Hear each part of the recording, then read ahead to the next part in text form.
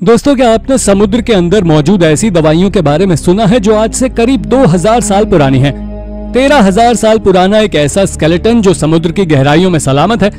दोस्तों, समुद्र की गहराइयों में कई रहस्यमयी चीजें मौजूद हैं, ऐसी चीजें जिनके बारे में हमने कभी सोचा भी नहीं होगा। और आज मैं आपको ऐसी ही चीजों के बारे में बताने वाला हूँ जिसे देखकर आप भी हैरान हो जाएंगे। तो चलिए शुरू करते हैं आज की इस मजेदार वीडियो को। Number 10, ancient pills. दोस्तों, शुरुआती 1980s में टस्कनी कोस्ट के नीचे गोताखोरों को कुछ ऐसा मिला जिसे देखकर सब हैरान हो गए। समुद्र के अंदर गोताखोरों को एक रोमन जहाज का मालवा मिला है जिसमें कई राज छुपे हुए थे। कहा जाता है कि 120 BC में एक जहाज जिसका नाम रालेटो डेल पोर्टोसिनो था, वो टस्कनी से गुजर रहा था। इस शिप में कई तरह का व्यापारिक सामान था जिसमें चीनी, मिट्टी के बर्तन, वाइन, कांच के कप और लैंप्स भी शामिल हैं। यह शिप मिली तो शुरुआती 1980s में थी, लेकिन 2004 में आर्कियोलॉजिस्ट को इस शिप में एक और कमाल की चीज मिली। उन्हें 2000 साल पुरानी दवाइयों के बक्से मिले हैं और रिसर्चर्स का मानना है कि ये बक्से किसी रोमन डॉक्टर के हो सकते हैं। शिप की तरह ही हजारों सालों से पानी में होने के कारण इनकी हालत भी खराब हो गई है। साथ ही रिसर्चर्स को वहाँ एक सर्जरी हुक, मोर्टार, 136 लकड़ी से बनी दवाई की शीशियां और कई टिन के बर्तन भी मिले हैं। ये टिन के बर्तन पूरी तरह से बंद थे, तो रिसर्चर्स के पास इनमें खोजबीन करने का मौका था। जब रिसर्चर्स ने इनके अंदर क्या है ये जानने के लिए इनका एक्सरे किया तो उन्हें हर शीशी में 5 फ्लैट ग्रे कलर की मेडिसिन टैबलेट्स मिली जो बिल्कुल सूखी हुई थी। कुछ सालों बाद जब रिसर्चर्स ने इन टैबलेट्स की जांच की तो उन्हें पता लगा कि इनमें zinc compounds, iron oxide, starch, bee wax, pine resin जैसे कई प्लांट बेस्ड सामान का इस्तेमाल किया गया था। लेकिन रिसर्चर्स को इनके यूज के बारे में कुछ खास जानकारी नहीं मिल पाई है। हालांकि उन्होंने अंदाजा लगाया है कि शायद ये दवाइयां आंखों के लिए इस्तेमाल होने वाली कोलोरियम हो सकती है। Number 9, 13,000 year old skeleton of the coast Mexico. दोस्तों, इंसान कैसे विकसित हुए और कैसे लोगों के समूह इस प्लैनेट के अलग अलग हिस्सों में माइग्रेट हुए, ये हमेशा से ही रहस्यमय सवाल बने हुए हैं। हर साल हमें कुछ ना कुछ ऐसा मिल ही जाता है जिससे हमें हमारे अस्तित्व के बारे में कुछ नई चीजें पता चलती हैं। ऐसे ही 2014 में मेक्सिको युकाटन पेनिनसुला में समुद्र के अंदर बनी एक गुफा में एक लड़की का स्केलेटन मिला है जिसका नाम नाया बताया जा रहा है। रिसर्चर्स का मानना है कि इस लड़की की मौत किसी गहरे गड्ढे में गिरने से हुई और सालों बीत गए, लेकिन उसका स्केलेटन यहीं पानी के अंदर सुरक्षित रखा रहा। और रिसर्चर्स बताते हैं कि नाया आज से लगभग 13,000 साल पहले इस धरती पर रहा करती थी, जो कि अमेरिका में जाने वाले सबसे पुराने इंसानों में से थी। वो पलियो अमेरिकन्स नामक एक लोगों के समूह से आती थी। अब लेकिन हैरानी की बात यह है कि रिसर्चर्स बताते हैं कि नाया आज के नेटिव अमेरिकन से भी संबंधित थी। नाया की खोज से हमें पता चलता है कि इतने समय पहले नेटिव अमेरिकन्स और पैलियो अमेरिकन्स बेरेंजिया नाम की जगह पर साथ रहा करते थे। आज के समय में ये साइबेरिया और अलास्का को जोड़ता है और आज भी कोई पुख्ता जानकारी नहीं है कि कैसे लोगों के ये समूह अमेरिका में आए। Number 8, shipwreck loaded with Roman artifacts. दोस्तों, इस साल इजराइल कोस्ट के पास एक डाइवर को एक शिप का मलबा मिला है। इस मलबे में कई रोमन आर्टिफैक्ट्स मौजूद हैं। डाइवर समुद्र के अंदर खोज कर रहे थे जब उन्हें ये 18,000 साल से भी पुराना शिप का मलबा मिला। इसके मिलने से पहले ही कई आर्कियोलॉजिस्ट ने दावा किया कि उन्हें पहले ही इसके बारे में पता था। आर्कियोलॉजिस्ट को इस शिप पर गुप्त कोश भी मिले हैं जिसमें 44 टन के खूबसूरत और बेहद जटिल तरकशी वाले मार्बल्स, जिनमें कोरिंथियन कॉलम शामिल है। शिप पर 20 फीट लंबे कॉलम्स भी मौजूद हैं और रिसर्चर्स बताते हैं कि हो सकता है कि ये कोई व्यापारिक शिप हो जिसका सफर के वक्त एक्सीडेंट हो गया।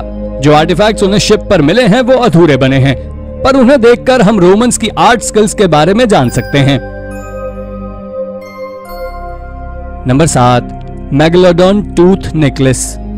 दोस्तों, मेगलोडॉन एक समुद्री जीव है जिसे बिग टूथ भी कहा जाता है।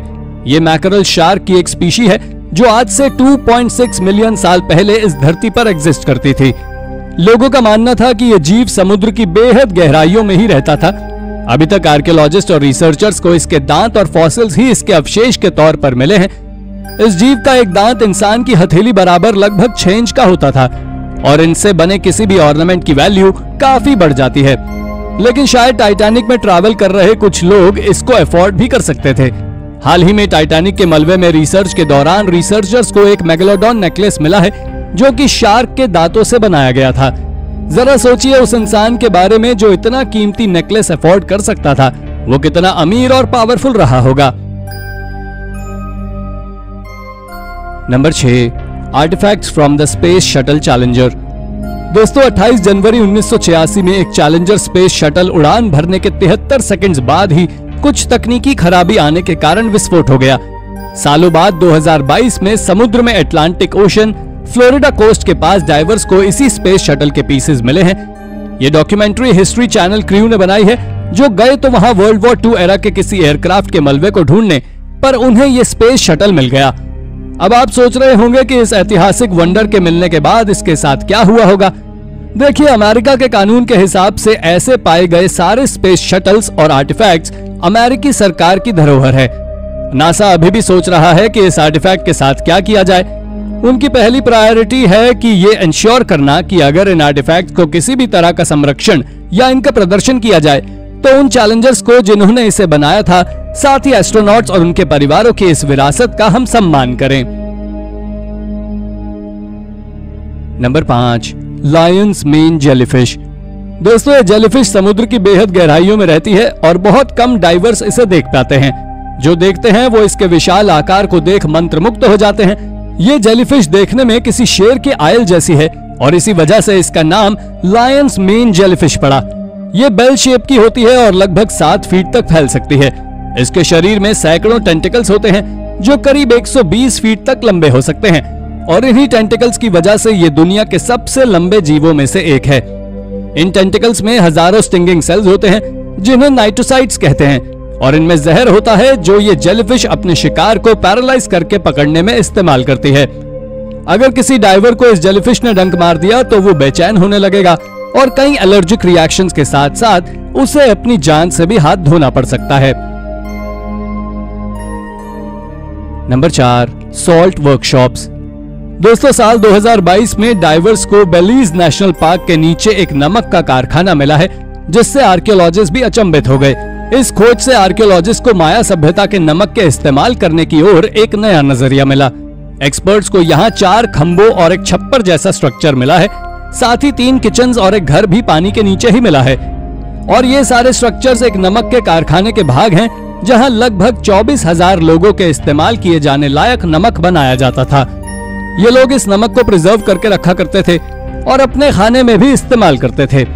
आर्कियोलॉजिस्ट की माने तो ये कारखाना लगभग 650 से 800 सीई का हो सकता है। साथ ही यहाँ पर उन्हें चीनी मिट्टी के जार, पीसने के लिए इस्तेमाल होने वाले पत्थर और एक इंसान के आकार का टूटा हुआ ऑकरेना भी मिला है। ये स्ट्रक्चर इतने सालों से पानी के नीचे सलामत है, जो कि बड़ी हैरानी की बात है। Number 3, diver with a fish friend. दोस्तों लोग कहते हैं कि इंसान सोशल एनिमल है और इस डाइवर को देखकर मुझे ये यकीन हो गया कि इंसान दुनिया में कहीं भी दोस्त बना सकते हैं। ये एक जापानी डाइवर है जिनका नाम हिरोयुकी अराकावा है। इन्हें जापान के टाडायामा बे के नीचे टोरी के बारे में पता करने की जिम्मेदारी दी गई थी। आपको बता दूं, टोरी शिंटो रिलीजन के मंदिर हैं। हिरोयुकी अराकावा इन मंदिर को देखने और उनका रख रखाव करने के लिए बार बार पानी के अंदर आते थे। इस कारण से आसपास के जीव उनसे परिचित हो गए और उनमें से एक को वो शायद कुछ ज्यादा ही पसंद आ गए और एक एशियन शीप शेड रास से हिरोयुकी की दोस्ती हो गई, जिसका नाम उन्होंने यूरेको रख दिया। हर बार जब दोनों समुद्र में मिलते तो डाइवर हिरोयुकी अपने फिश फ्रेंड को इसके बम्पे सिर पर एक किस देकर उसे हेलो कहते। यूरेको को भी अपनी इस इंसान दोस्त का अटेंशन पसंद आता और वो कभी कभी कैमरा के सामने हिरोयुकी के साथ पोज भी करती। हिरोयुकी 18 वर्ष की उम्र से ही डाइविंग कर रहे थे और फिलहाल वो 80 साल के हो चुके हैं। हिरोयुकी और यूरेको की इस अनोखी दोस्ती को पूरे 25 साल हो गए हैं। Number 2, preserved sunken ship Ironton. दोस्तों इस साल के शुरुआत में ह्यूरॉन झील के अंदर आयरनटन नाम की एक खोई हुई शिप मिली है। झील के ताजा ठंडे पानी की वजह से इस शिप के कुछ पार्ट्स बिल्कुल सही सलामत थे, जिसमें 3 शिप मास्ट और एक लाइफ बोट है, जिसने 5 क्रू मेंबर को बचाने के बजाय उनकी जान ले ली थी। साल 1894 में एक और जहाज ओहियो से टकराने के बाद आयरनटन डूब थी। यह शिप 191 फीट लंबी थी, जिसका वजन 772 टन था और ये एक बार में 1250 टन कोयला ले जाने की कैपेसिटी रखती थी। यह शिप उस हादसे से पहले 22 साल सर्विस में रही थी। उस रात आयरनटन को फेल्ड इंजन वाली ओहियो से टकराने से बचाने के लिए इसकी 2 लाइन को काट दिया गया था, पर फिर भी ये आपस में टकरा गई और ये शिप्स मलबे में बदल गई। आपको बता दें कि इस हादसे में 7 क्रू मेंबर्स में से सिर्फ 2 ही बच पाए थे। Number 1, iPhone 11 found from Harrison lake.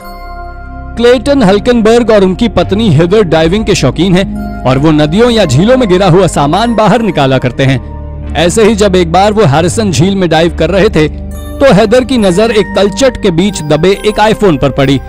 जब उन्होंने उसे बाहर निकाला तो साफ करने के बाद देखा कि ये बिल्कुल सही सलामत था। बस इसके स्पीकर्स खराब हो गए थे, लेकिन फिर भी ये इस्तेमाल करने की कंडीशन में था।